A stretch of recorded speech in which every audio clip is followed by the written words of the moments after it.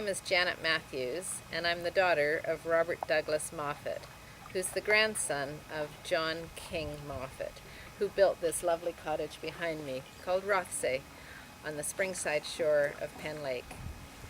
I am with the Penn Lake Historical Committee, and we are doing interviews of people and their memories of the lake and how people came to Penn Lake.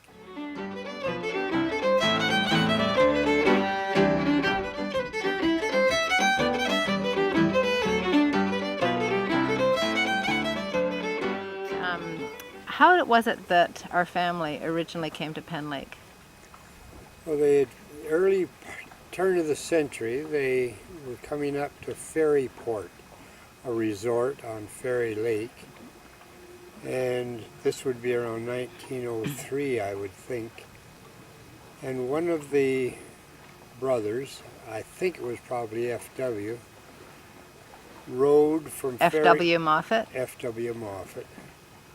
All the Moffat boys went by their initials, and F.W. is Frederick William. And I think he rode from Ferryport through the canal into Penn Lake and saw this new subdivision which had been created by Mary Ennis. And it was the first subdivision in Franklin Township. And he saw the lots and liked the area and the outlook and went back and told his brothers. And eventually they all came over to Penn Lake, looked at the land available, and around 1905, 1904, they decided to buy some of the lots that were left at Springside. Did all 5 brothers buy in the subdivision? 3 brothers, F.W., Frederick William, Thomas Lang, T.L., and my grandfather, John King, J.K. All bought lots next to each other. And then down the shore, not in the subdivision, they bought a piece of land, put it in the name of the Moffat Stove Company. It was subsequently transferred to A.B. Moffat, Alfred, Bryce Moffat. And then at a later date, Alfred Bryce went over to the other side of the lake to a cottage now owned by Alec Armstrong. And he sold the cottage that had been in the name of the Moffat Stove Company. Sold it to his youngest brother, C.L., Charles Lang Moffat. Are all the descendants of those brothers still on the lake?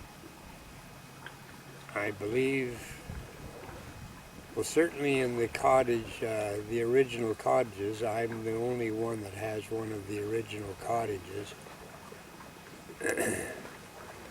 T.L.'s cottage was sold, but his daughter, Beatrice Lang, who married Howard Charlton, bought property on the other side of the lake and built a log cabin. His son Lang built a cottage on the other side of the lake. And really all the descendants of T.L. are still on the lake. I'm the only one of the J.K.'s. There used to be about 52 Moffat families on the lake. So it's sort of intimidating to a lot of the people. For those people that are listening to this and are interested in a bit of the Moffat history and how everybody fits together, you wrote a book recently. I wrote a book called The Moffats of Weston, and it has all the family trees up to probably 2010. And the Moffat brothers had come over and started the Moffat Stove Company, first in Markdale and then in Weston. That's correct, yes. From near Glasgow. Yes, Hutchison Town. So what's the name of your cottage? My cottage is called Rothsay, Rothesay,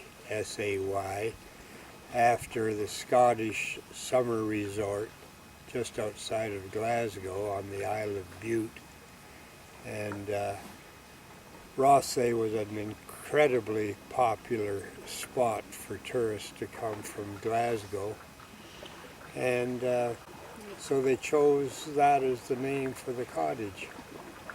Next door, the F.W. Moffat cottage is called Corallan, named after a lovely waterfalls just outside of Glasgow.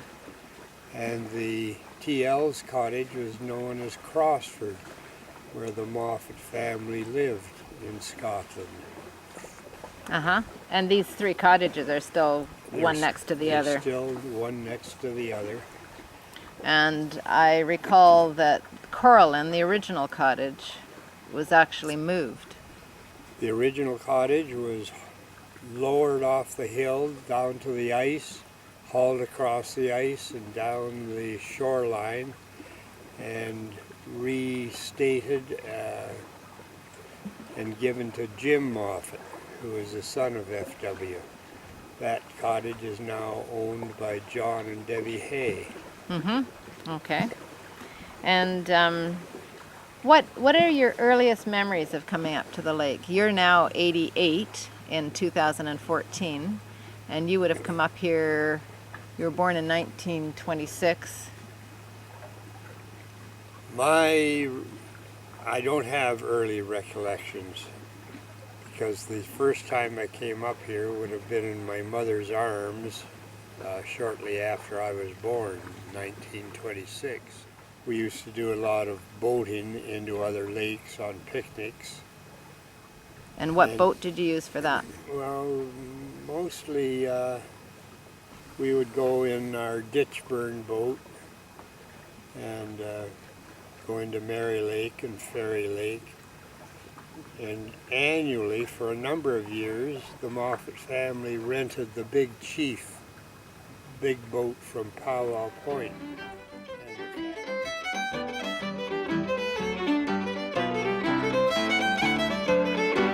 To have a 1 meter diving board, and we had I think a 3 meter diving board, and we had a diving tower. Did some water skiing down there, which was a lot different from the way people water ski today. First water skiing, was started by Clark Hill. The skis. And he was married to a Moffat, right? He was married to Moffat, yes, Eileen, From the C.L. Moffat family. from the C.L. Moffat family. Before water skiing, we used to aquaplane, and that was a big board fastened to the boat by ropes, and it would pull the aquaplane, and then we'd try to stand on the aquaplane and go behind the boat. And then we went into water skiing and tried exactly the same technique, where the ropes were fastened to the front of the skis, and then continued and fastened to the end of the boat, so the boat pulled the skis. And we would hold on to a handle that went to the tips of the skis. Not at all like they do now, and it was almost impossible to ski. It was very difficult. What kind of boats did you ski behind? Were they the inboards or outboards? The very first time, Clark Hill's boat, a Dodge, I believe. An inboard? It was an inboard. And yes, he really started water skiing in Canada. It would be early 1930s, I guess. We bought a gaff rig Lakefield sailboat, and yes, sailed that a lot. every day that we had good wind, I'd be out sailing, and Ian Eastmere would have his sailboat, the ebb tide, and we'd quite often race around. Yes, a lot of sailing. Eventually,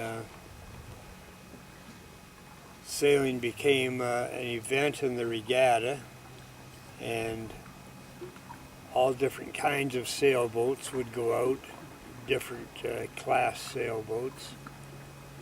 And my father always wanted to have a single class sailing race where there was the skill of the skipper rather than the design of the boat was the main feature of the race.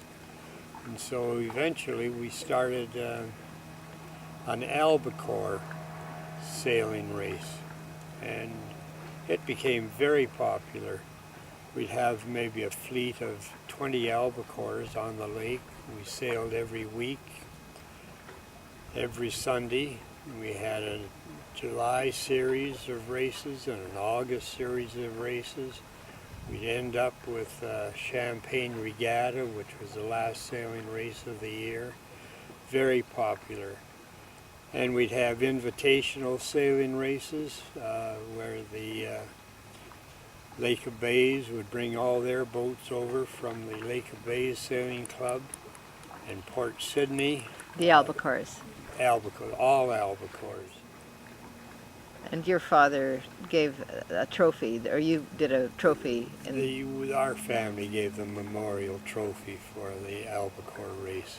which is still given out this day to. Still given out, but certainly it's gone from a fleet of 20 to maybe a fleet of 1. It's very, very sad. Yes. But the older sailors were getting too old and didn't want to dedicate every weekend to sailing. The younger crowd were into windsurfing, and so albacore racing just sort of slowly died away. Too bad. Very sad.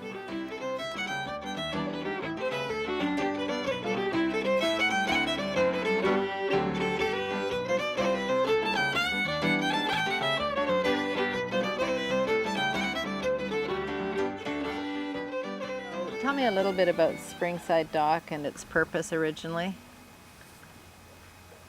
Well, its original purpose was for a place for the Algonquin to dock, because all the supplies and early days the people came to their cottages on the Algonquin.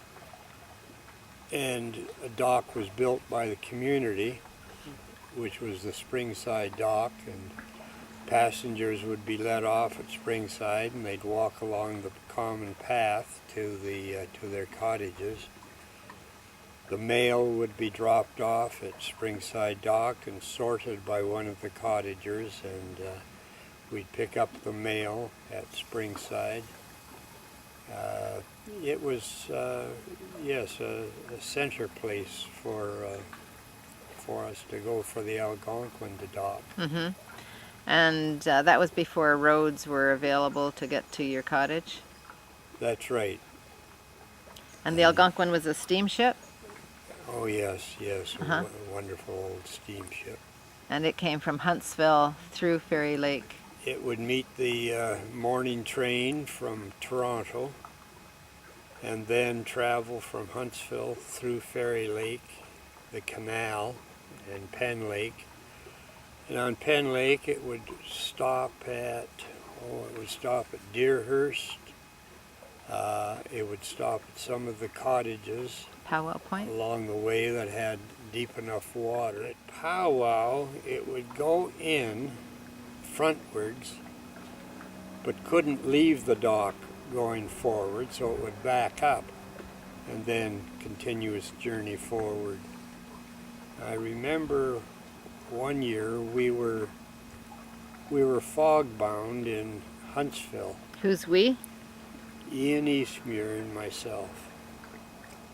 And you'd gone in a little boat? Gone in by my little skiff, And as I say, we got fog bound, so we didn't know what to do. We couldn't get home, we couldn't see. So we decided to spend the night in Huntsville. We climbed aboard the Algonquin and slept in the lounge. In the morning, the boat got ready, we got off. We tied ourselves to the back of the Algonquin by the painter at the bow and had the Algonquin tow us through the fog from Huntsville, through Ferry Lake, through the canal, docked at Deerhurst, and it was still fog bound. Nobody knew we were there. Then it went into Powwow, and then Powwow, because we were behind the boat, and the boat had to back up to continue its course, it backed into our boat, and we were trying desperately to push ourselves away from the Algonquin's stern. It was really quite a terrifying moment because the Algonquin stern sloped quite drastically into where the propeller was, and we could see the huge propellers swirling around, and we were sure it was going to back right over us, but then it stopped its backward going and continued forward. Then the purser discovered us and untied the rope and threw it at us, but by then the fog was starting to lift and we were able to make our way safely home. If any of the cottagers wanted the boat to stop at their place, they'd hoist a white flag. That would indicate that there were passengers To board. To board. Yes, because that was the beginning of the Springside subdivision. Mm-hmm. That was started by Mary Ennis. It was 1903 it was registered. Uh-huh. So my guess is that, yes, that would be the beginning of the path from the Springside dock. So it's 110 years old. And we also had a community punt, because some of the materials that would come in on the Algonquin couldn't be really easily carried along the path. So we'd load the punt and move a lot of the heavy material down to the cottage docks by punt. Mm-hmm. My understanding is that the Springside Cottagers Association is either the oldest or second oldest cottagers association in Ontario.